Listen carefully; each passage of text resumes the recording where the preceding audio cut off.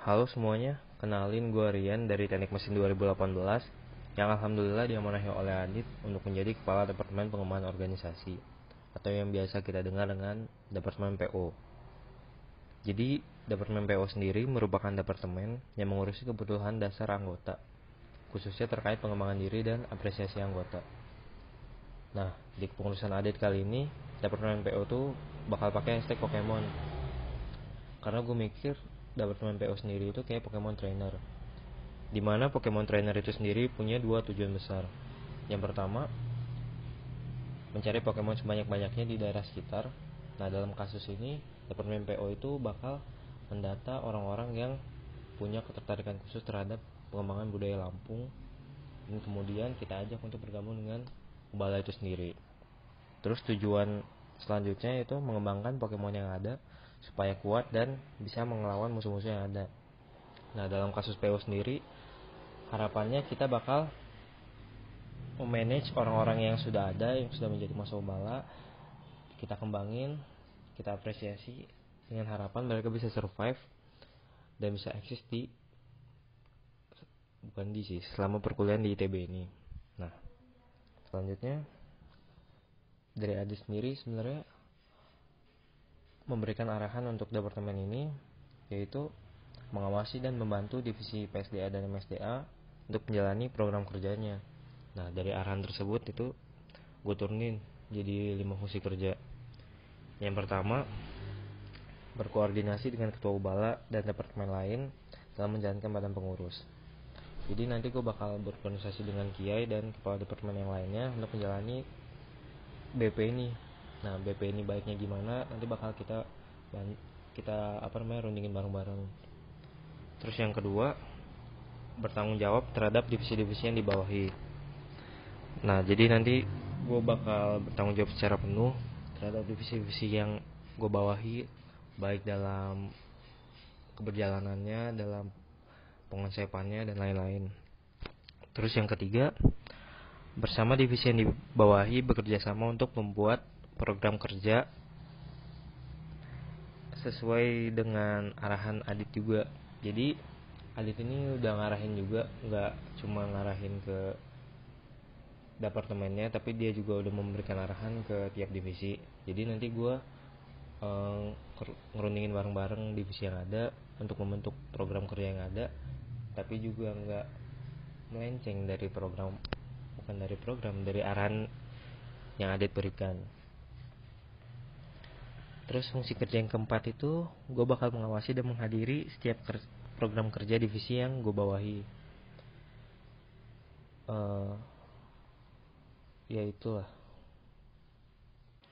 Jadi nanti gue bakal datang di tiap acara yang divisi gue selenggarain, dan gue bakal mengawasi supaya itu masih sesuai dengan tujuan yang awal.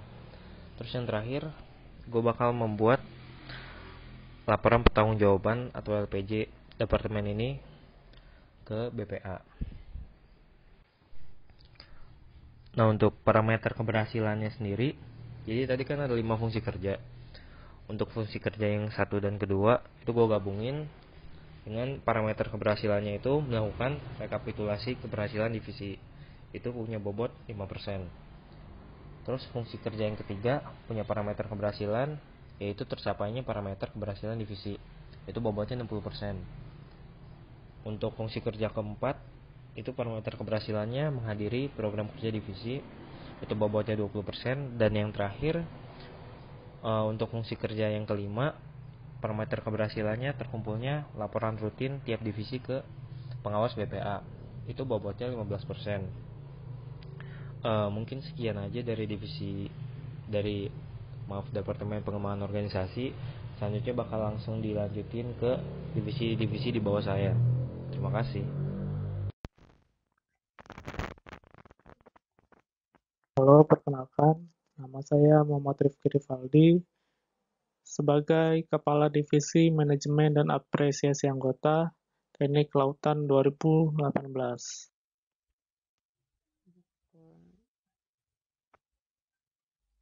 Berikut deskripsi dari divisi.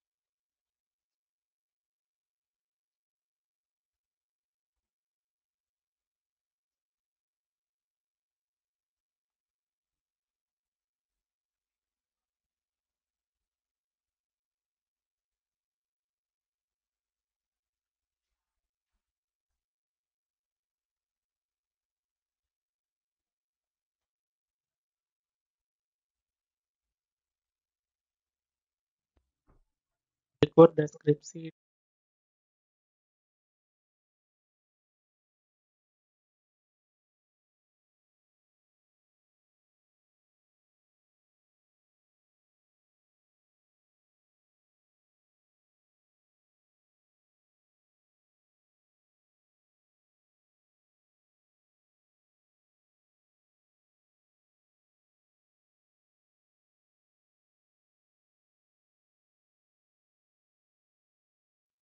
bahan kerjanya yaitu mendata dan mengapresiasi setiap anggota Ubala dalam berkegiatan di dalam maupun di luar Ubala.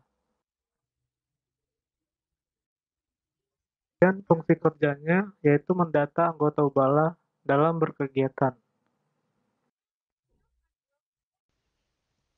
Selanjutnya, deskripsi kerja dari manajemen dan apresiasi anggota terdiri dari 4 poin. Yang pertama, mendata keanggotaan Ubala. Kedua, mengadakan magang departemen untuk Ubala 2020. Tiga, memberikan apresiasi terhadap masa Ubala yang memiliki prestasi, baik akademik maupun non-akademik, atau memiliki jabatan, baik di dalam Ubala maupun di luar Ubala, serta staf yang melakukan pekerjaan yang dengan baik. Yang keempat, melakukan penilaian terhadap kinerja dari tiap divisi kepanitiaan dan badan pengurus. Selanjutnya, program kerja dari manajemen dan apresiasi anggota terdiri dari 4 proker. Yang pertama, Ivisaur. Inventaris data Ubala SAI terintegrasi. Selanjutnya, Meot Ubala, megang seru with Ubala. Abra, apresiasi berubala, dan Ratata, rapot telah berkegiatan. Yang pertama itu Ivisaur, atau Inventaris data Ubala SAI terintegrasi. Latar belakangnya, diperlukan data semua anggota Ubala yang terintegrasi dalam satu tempat, sehingga saat dibutuhkan, data dapat langsung digunakan tanpa harus mencari-cari, karena data sudah tidak tercecer lagi. Tujuannya itu mendata seluruh masa Ubala ITB mengenai data personal dalam satu tempat.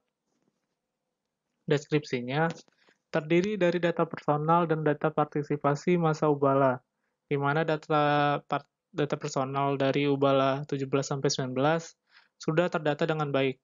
Mungkin hanya memerlukan update data tersebut.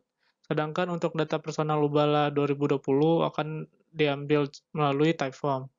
Lalu untuk data partisipasi, tiap ada kegiatan Ubala, ada data partisipasi yang berupa jumlah yang datang dan siapa saja, serta pendataan terhadap partisipasi dalam pengalaman kepanitiaan dan organisasi selama di Ubala, yang akan disebar melalui Typeform.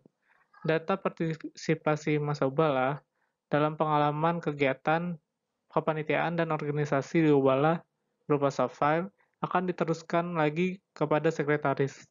Nah, nantinya ini untuk keperluan SKPI. Dalam proker ini juga dibuat MDM atau masa dalam masa untuk Ubala 2019. Pendataan masa Ubala terkait kepanitiaan dan organisasi di Ubala dilakukan setiap setelah berakhirnya kepanitiaan dan organisasi tersebut.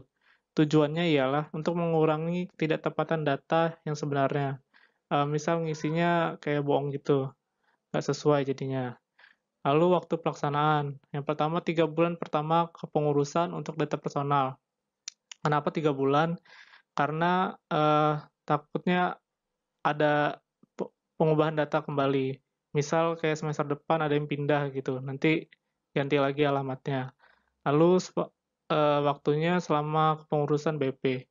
Anggaran optimisnya 200.000, realistisnya 175.000, pesimisnya 160.000. Kenapa dapat segini? Yaitu mahalnya di MDM, masa dalam masa. Seperti tahun lalu harganya itu 150-an ribu ke atas. Lalu parameter keberhasilannya terdapat Ivisaur berupa data personal dan data partisipasi masa Ubala berupa soft file dan hard file, serta adanya MDM bagi masa Ubala 2019. Kedua itu Meot Ubala atau magang seru with Ubala. Latar belakangnya dalam suatu organisasi tentu ada suatu kepanitiaan yang menjalankannya.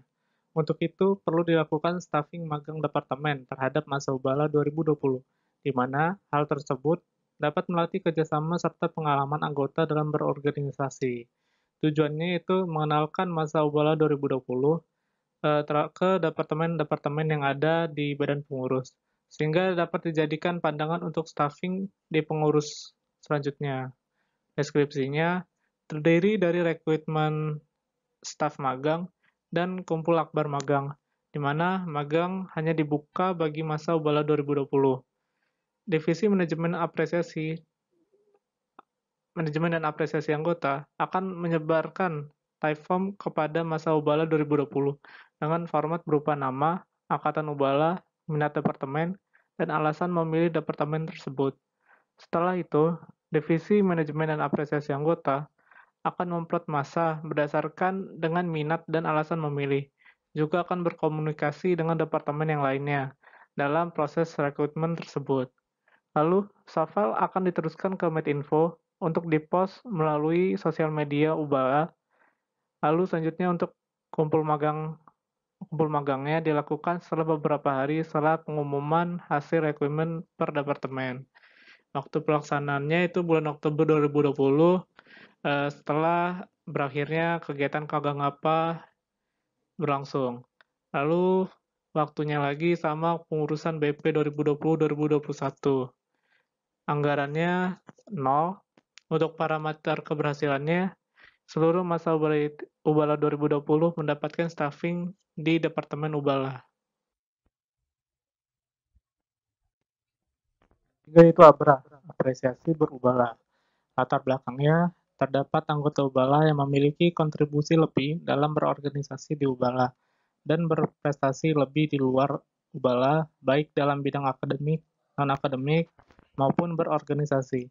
Oleh sebab itu, diperlukan apresiasi serta pengakuan bagi mereka agar dapat menjadi penyemangat untuk meningkatkan prestasi dan kontribusi tersebut, baik kepada diri sendirinya maupun teman-teman yang lainnya.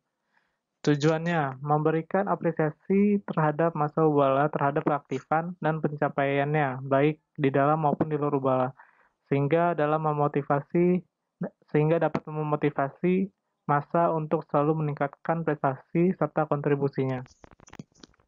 Deskripsinya terdiri dari 4 bagian. Yang pertama, kegiatan kepanitiaan. Kedua, anggota terkontributif, anggota berprestasi, dan tampil tari atau musik. Untuk apresiasi kepanitiaan, Divisi Manajemen dan Apresiasi Anggota akan memberikan ucapan selamat dan semangat apabila ketua sebuah acara sudah terpilih. Lalu untuk anggota terkontributif dan anggota berprestasi, Divisi Manajemen dan Apresiasi Anggota akan memberikan apresiasi berupa poster yang akan ditempel di sekre yang berisi nama dan foto anggota Ubala yang terkontribusi lebih dan berprestasi. Soft copy akan diteruskan ke Medinfo, yang selanjutnya akan dipost melalui sosial media Ubala. Untuk anggota terkontributif, nantinya Divisi Manajemen dan Apresiasi Anggota akan memfollow up dengan cara menanyakan kadif-kadif yang bersangkutan. Anggota terkontribusi terdapat 2 jenis apresiasi, yaitu kepada staf divisi dan magang departemen yang di mute tadi. Lalu untuk anggota berprestasi, Divisi Manajemen dan Apresiasi Anggota akan menyebarkan Typeform mengenai prestasi masa Ubala dalam beberapa waktu terakhir. Typeform itu nantinya dapat diisikan baik oleh yang bersangkutan maupun teman yang tahu. Nanti juga Divisi Manajemen dan Apresiasi Anggota akan melakukan update-update melalui official akun lain dari himpunan-himpunan. Selanjutnya, sedangkan untuk tampil tari atau musik, akan memberikan apresiasi berupa post dalam sosial media bagi anggota-anggota tampil tari atau musik kampung. Waktu pelaksanaannya itu selama kepengurusan BP 2020-2021. Anggarannya optimisnya 80.000, realistisnya 72.000, pesimisnya 64.000. Parameter keberhasilannya terdapat poster ABRA untuk anggota terkontribusi dan berprestasi yang dilakukan 3 kali selama kepengurusan BP 2020-2021, serta terdapatnya apresiasi kepada ketua kegiatan terpilih dan penampil musik atau tari. Best staff divisi dilakukan untuk 3 kali, sementara magang departemen dilakukan 2 kali. Hal tersebut dikarenakan rekrutmen masa Ubala 2020 dilakukan setelah kegiatan Kagangapa selesai. Yang keempat yaitu ratata atau rapot telah berkegiatan. Latar belakangnya, dalam suatu organisasi atau acara, tentu ada suatu kepanitiaan yang menjalankannya. Untuk itu, perlu dilakukan penilaian terhadap kinerja anggota yang bersangkutan, yang mana dari hasil tadi dapat dimunculkan rekomendasi untuk kepanitiaan kegiatan selanjutnya. Tujuannya meningkatkan kinerja staf kegiatan dan memberikan rekomendasi untuk kepanitiaan kegiatan selanjutnya. Deskripsinya terdiri dari 2 jenis rapot, yaitu rapot panitia kegiatan dan rapot kepengurusan Ubala atau BP. Format rapot berupa nama, anggota Ubala, apa tanggung jawab yang dipegangnya, bagaimana dia bekerja secara kualitatif dan kuantitatif, catatan khusus, dan saran. Untuk sistem penilaiannya, Divisi Manajemen dan Apresiasi Anggota akan menanyakan kinerja anggota kepada Kadif, kinerja Kadif kepada ketua dan anggota yang paling aktif di divisi tersebut, dan kinerja ketua kepada Kadif dan anggota yang paling aktif secara keseluruhan. Nah, jadi ini saling berkesinambungan gitu, bolak-balik gitu. Begitu pula dengan kepala departemen di pengurusan Ubala. Itu dilakukan dengan hal yang sama, di mana parameter penilaian ratata tersendiri meliputi kerjasama, sikap, komunikasi, kepemimpinan, dan hasil kerja. Waktu pelaksanaannya setiap 6 bulan untuk rapot kepengurusan Ubala. Setiap ada kegiatan untuk rapot kegiatan, panitia kegiatan, anggarannya 0, dikarenakan ratata tersendiri dikirim secara personal ke setiap panitia dan pengurus Ubala. Dan nantinya akan dilakukan rata-rata dari seluruh parameter penilaian per panitia atau badan pengurus sendiri yang nantinya akan direkap dan dikirim melalui grup Ubala. Parameter keberhasilannya terdapatnya rata-rata dalam bentuk soft file untuk setiap panitia kegiatan dan kepengurusan di Ubala.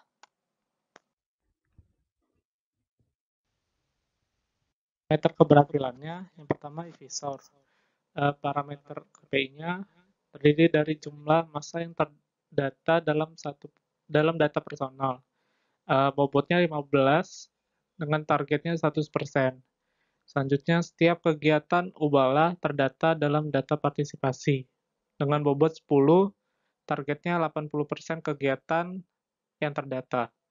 Selanjutnya, terdapatnya masa dalam masa untuk Ubala 2019, bobotnya 10, targetnya 100%. Selanjutnya, untuk Melihat Ubala.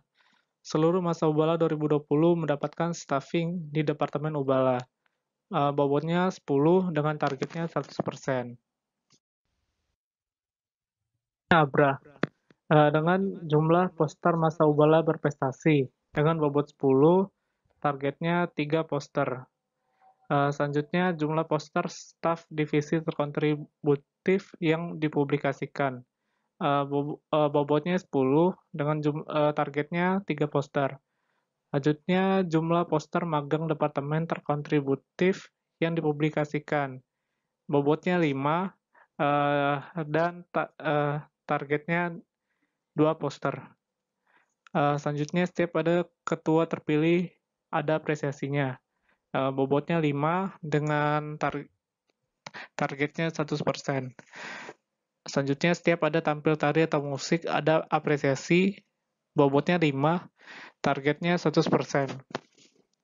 Kemudian ratata. Terdapatnya rapot bagi setiap panitia.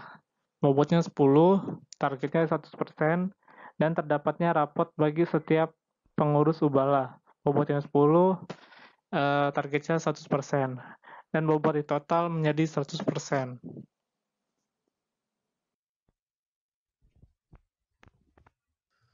Assalamualaikum warahmatullahi wabarakatuh. Kenalkan, aku Haris, UB18, 518. Di sini sebagai Kepala Divisi Pengembangan Sumber Daya Anggota.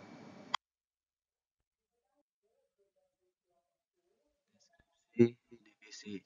Jadi intinya divisi pengembangan sumber daya anggota ini berfokus di dua hal, yaitu pengembangan soft skill dan social skill, yang diharapkan dengan berkembangnya dua hal tersebut bisa menjadi pendukung kegiatan-kegiatan yang ada di Ubala. Nah, divisi pengelolaan sumber daya anggota ini juga sebagai pendukung misi dan strategi ketiga Kiai.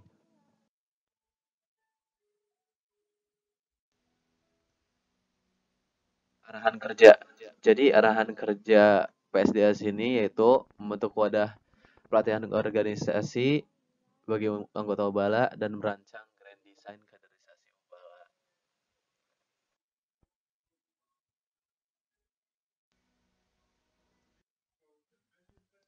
Kerja. Jadi fungsi kerja itu yang pertama mengawasi keberjalanan kepanitiaan yang dibentuk, yang kedua memberikan masukan dan nasihat terhadap kepanitiaan yang sedang berlangsung atau sedang dijalani. Deskripsi kerja. Jadi yang pertama itu membentuk wadah pelatihan dan pendidikan bagi anggota Ubala. Yang kedua, mengadakan pemilihan ketua suatu kepanitiaan dengan maksud mengembangkan soft skill dan social skill anggota Ubala. Yang ketiga, yaitu membuat grand design kaderisasi Ubala. Jadi program kerjanya apa aja sih?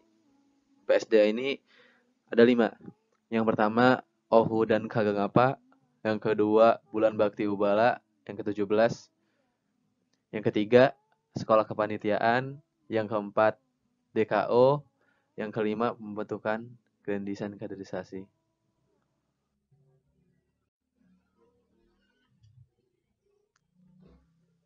Ini untuk program kerja yang pertama yaitu Raichu. Latar belakangnya itu dari 5 poin yang saya tulisin di sini, intinya adalah dibutuhkannya suatu pengenalan dan kaderisasi. Yang intinya lagi adalah regenerasi, agar supaya suatu wadah tersebut tetap ada.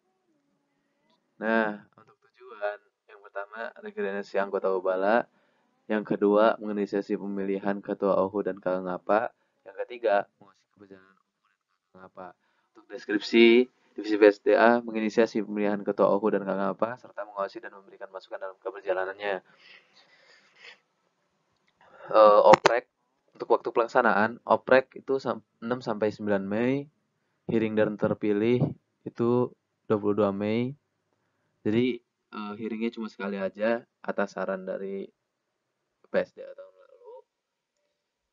Yang terus itu asistensi itu Juni sampai Juli, Forsos Agustus, pelaksanaan Agustus sampai November awal. Sebenarnya untuk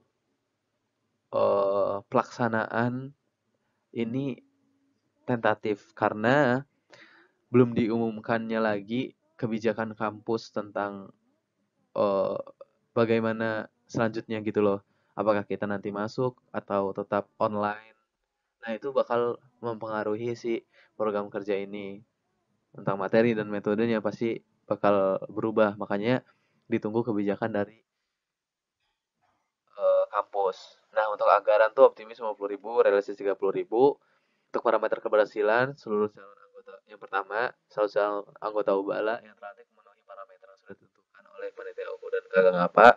Yang kedua, ketua OKU dan Kagangapa terpilih minggu kedua Mei. Yang ketiga, terbentuknya lembar kendali, target dan capaian panitia OKU dan Kagangapa yang diberikan saat Forsos.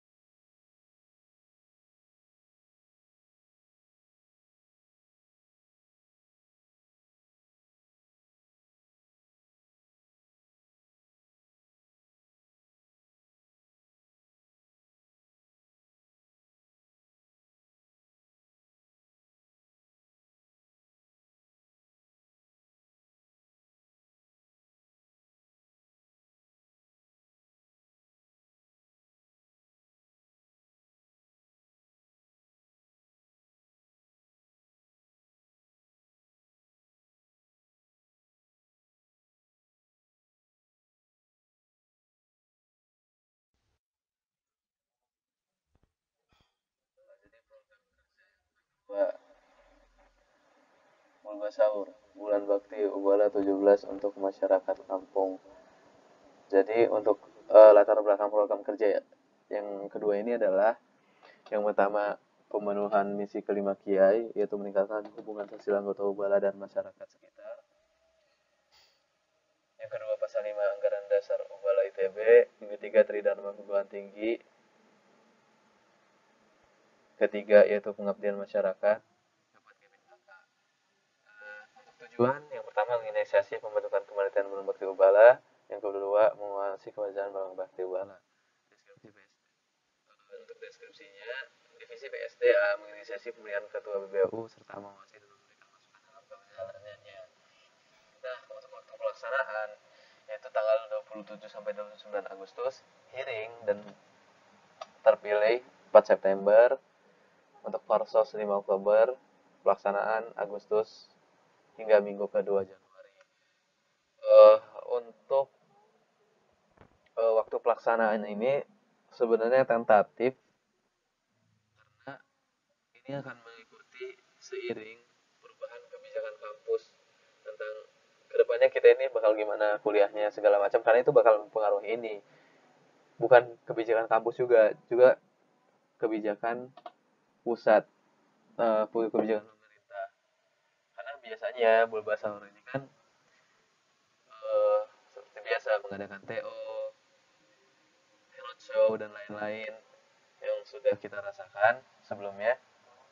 Nah ini kalau misalnya keadaan belum membaik, itu pasti kita nggak bisa ngelakuin itu. Dan otomatis bentukannya mungkin akan berubah drastis gitu. Nah untuk untuk anggaran itu 50.000, optimis realistis 30.000. Parameter keberhasilan terpilihnya ketua BU pada minggu pertama September. Yang kedua untuk penbar kendali capaian panitia, target dan capaian panitia BBU yang diberikan saat Porsos.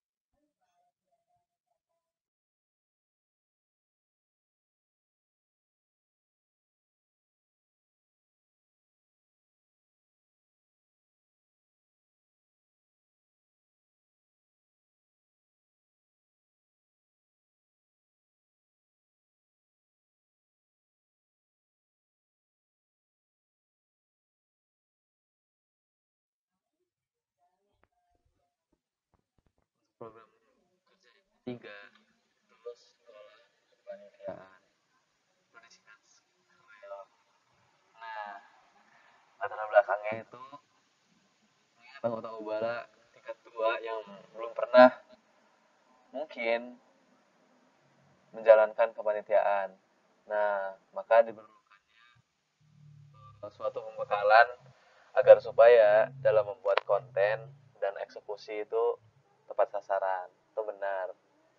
Nah, tujuannya itu memberikan bekal awal bagi calon ketua kepanitiaan berupa materi alur pikir dan evaluasi kepanitiaan sebelumnya. Nah, untuk deskripsinya, kegiatan dibagi menjadi 2 sesi. Sesi pertama adalah pemberian materi alur pikir.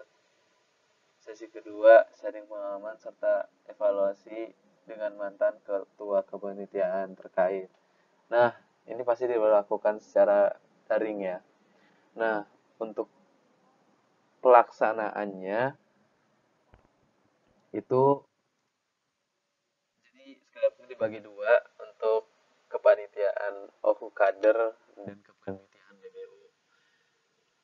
Jadi untuk pelaksanaannya itu minggu ke-3 Mei untuk Kagengapa dan OHU. Terus untuk yang BBU itu 1 September. Nah, sekolah kepanitiaan ini bentuknya eksklusif. Jadi cuma ketua panitia gitu yang bisa ikut di dalamnya. Nah, untuk anggaran itu optimisnya 100.000, realistisnya 75.000. Kenapa ini lebih mahal dari sebelumnya? Karena butuh cetak sertifikat. Nah, parameter keberhasilan itu calon ketua kepanitiaan dapat memberikan alur pikiran logis. Yang dimaksud logis adalah yang bersangkutan dapat menjelaskan alur pikiran bakal di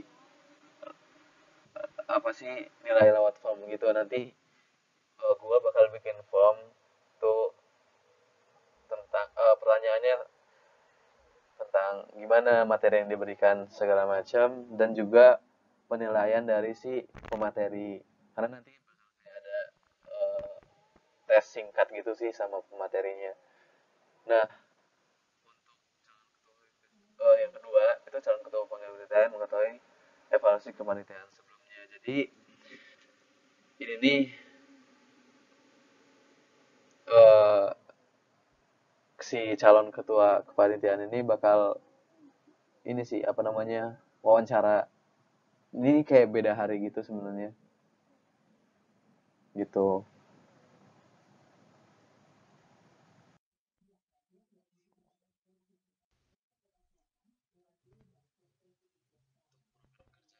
Yaitu persian pelatihan keorganisasian. Nah, latar belakang itu perlunya wadah pengembangan diri anggota Ubala. Nah, tujuannya itu menginisiasi terwujudnya anggota Ubala yang memiliki pemikiran sistematis dan cakap dalam menyelesaikan masalah. Nah, jadi bentukan dari Persian ini tuh itu dilaksanakan kayak satu hari full gitu, eh, berupa outdoor yang isinya bakal ada game dan materi berpikir sistematis gitu. Nah, gamesnya ini juga bentuknya kayak bakal problem solving gitu lah. Nah, di akhir acara itu bakal ada tes gitu, post test. Nah, terus untuk waktu pelaksanaan itu minggu ketiga Januari. Jadi ini juga bakal bergantung kepada kebijakan kampus. Untuk waktunya bisa sama, tapi metodenya bakal uh, diberitahukan lebih lanjut jika memang sudah ada kebijakan dari kampus. Yang kemungkinan besar adalah bakal dari. Nah, untuk anggaran tuh optimis 90.000, realistis 100.000, parameter keberhasilannya itu 80% dari peserta Persian itu mengerti gitu. Nah, dikatakan mengerti itu saat mencapai KKM.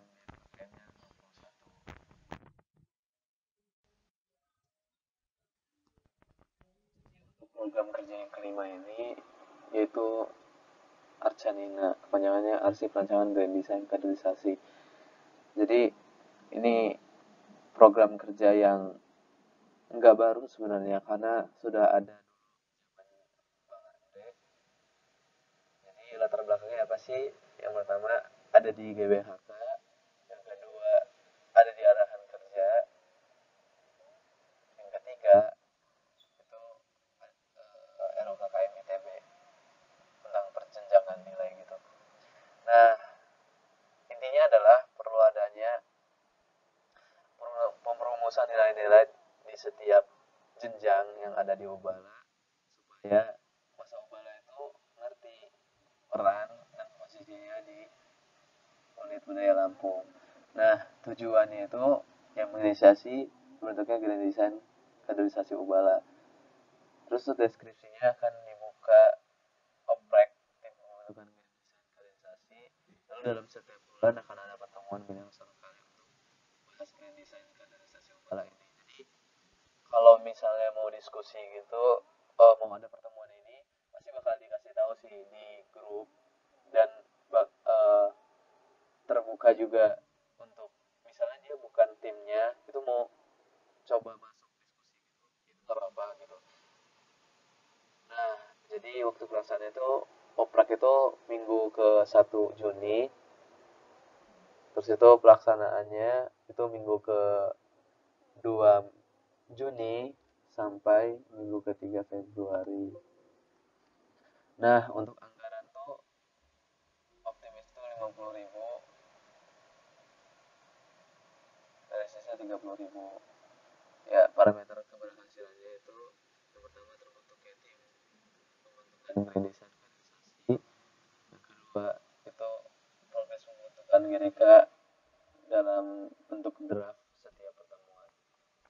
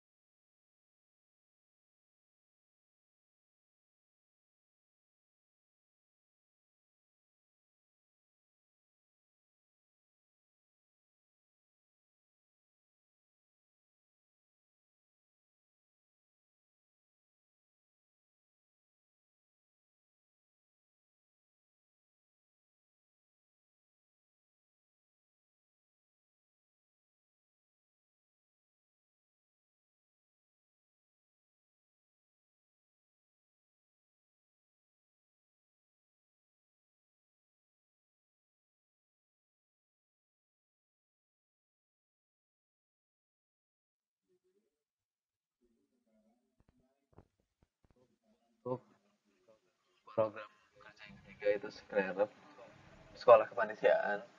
Itu parameter KPI yang pertama itu calon ketua kepanitiaan, yang pertama itu bobotnya 10 dengan target 100%. Untuk yang kedua itu bobotnya 10 dengan target 100%. Terus program kerja yang keempat itu pelatihan keorganisasian. Jadi parameter KPI-nya itu 1 itu 80%. Persian mengerti tentang materi yang diberikan saat pelaksanaannya. Nah, ngerti itu di saat post test nanti itu KKM-nya itu 51. Nah, itu bobotnya 20. Targetnya 100%. Nah, untuk program kerja yang terakhir, ini Arcanina, Arsip Rancangan Green Design Kaderisasi, untuk KPI yang pertama itu bobotnya 7,5 dengan target 100%. Untuk KPI yang kedua itu bobotnya 7,5, targetnya 100%.